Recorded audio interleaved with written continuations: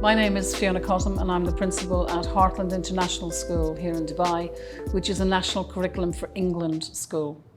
When we say National Curriculum for England, of course, it comes under very many different names. Sometimes you will hear it referred to as the UK curriculum, sometimes simply the British curriculum, sometimes just the national curriculum. But if it has the word England, UK, British inside it, it tends to be referring to the same curriculum model throughout. So when we talk about key stages, or when we talk about the phases that exist within the English national curriculum, you'll find that the starting age for school with the early years foundation stage actually begins around age 3. That continues until the age of 5, at which point the national curriculum for England per se begins with Key Stage 1.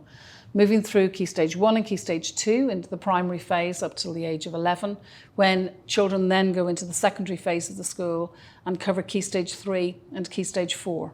Key Stage 4 is often referred to as the GCSE years, so that's year 10 and year 11 in our school setting. And then post-16 is often referred to as just that, or as A-levels.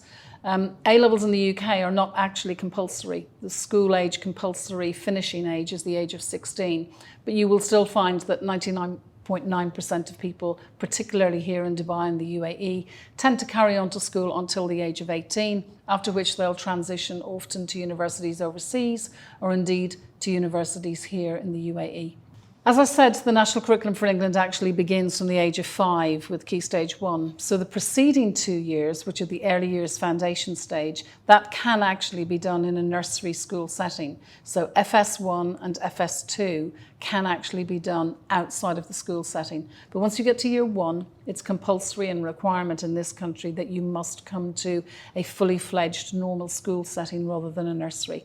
The tendency often is, however, that some children will do the whole of their school career, the whole way through a school setting, the whole way from FS1.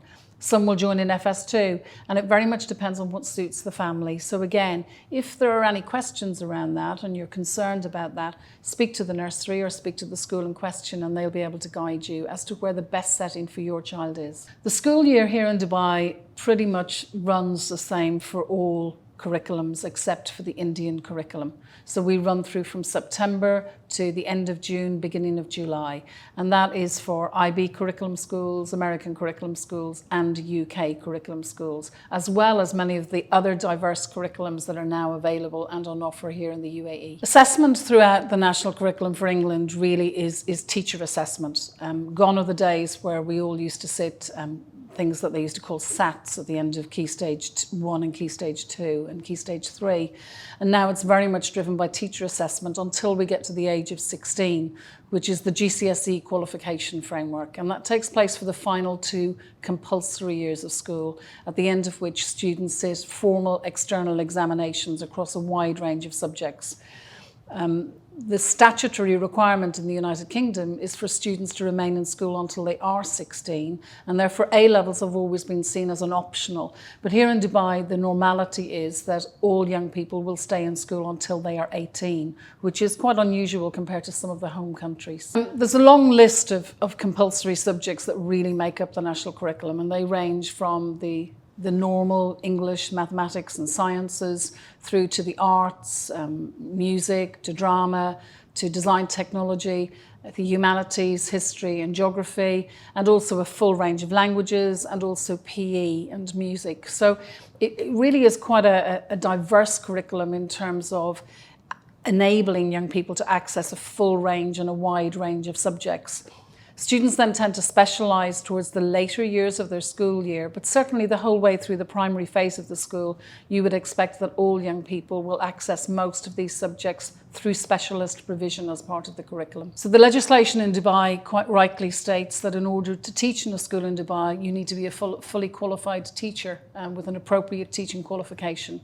So certainly here you will find all of our teachers have a full range of qualifications from whatever country they may come from. And each of those is adaptable and can actually fit into any curriculum framework. But the majority of our teachers, for example, tend to come from the United Kingdom, or from Ireland, where an awful lot of teachers have perhaps travelled to the United Kingdom, like I did in my early years, to teach as well. So standard qualifications, a degree, usually in their subject, or a Bachelor of Education in the case of primary school teachers, followed by a teaching qualification, often referred to as a PGCE, which is a postgraduate certificate in education. The greatest strength of the early years foundation stage programme, which takes children up to the age of 5, is the fact that children are actually learning through play and discovery. So it's very much suited to the developmental milestones that you would expect to find in children as they explore, as they discover. But it also has some key content in terms of literacy expectations and those milestones that children should reach as they go through life.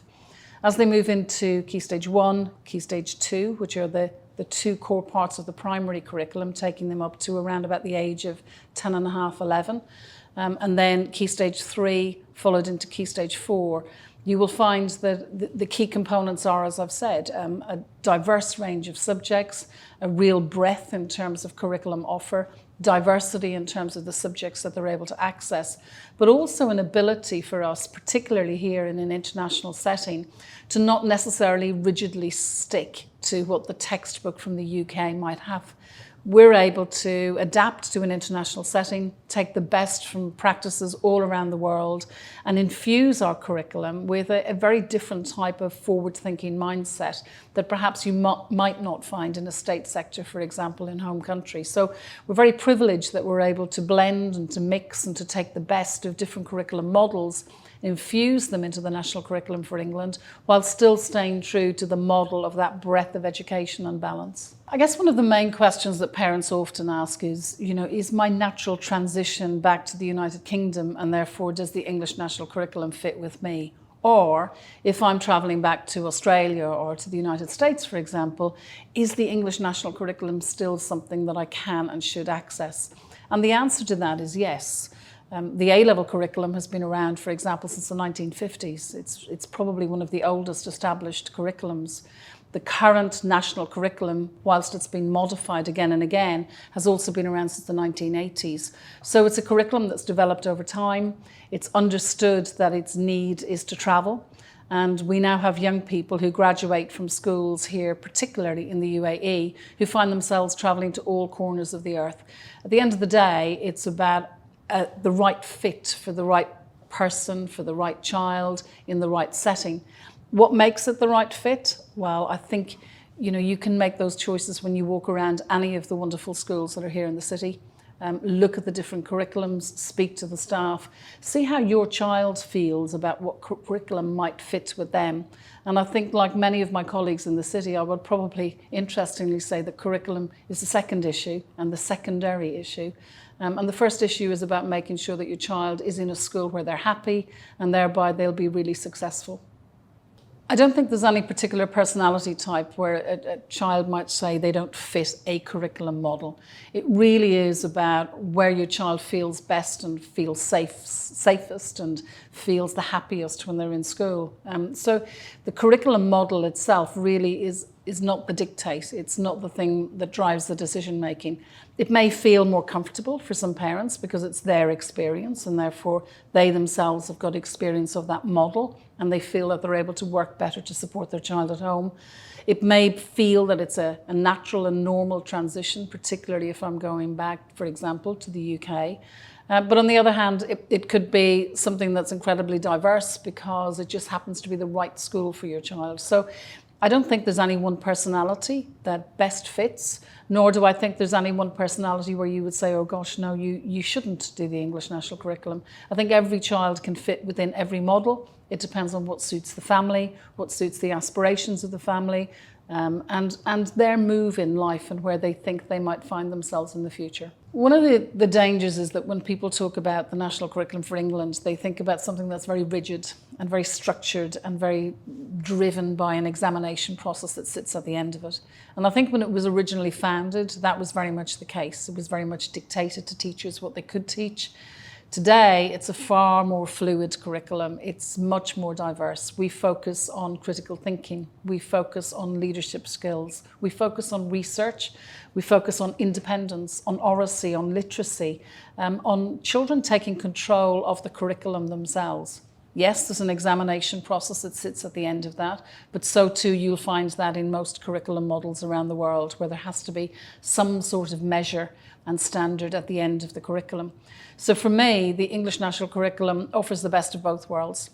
It offers something that is taking the best practice from international curriculums, blending them and mixing them, but yet a curriculum that has a very solid foundation, something that's been tried and tested, is still considered to be one of the gold standards of education across the world, and therefore a curriculum model that could suit any child from any nationality and from any thinking type skill or diverse background that might suit or might need in the future.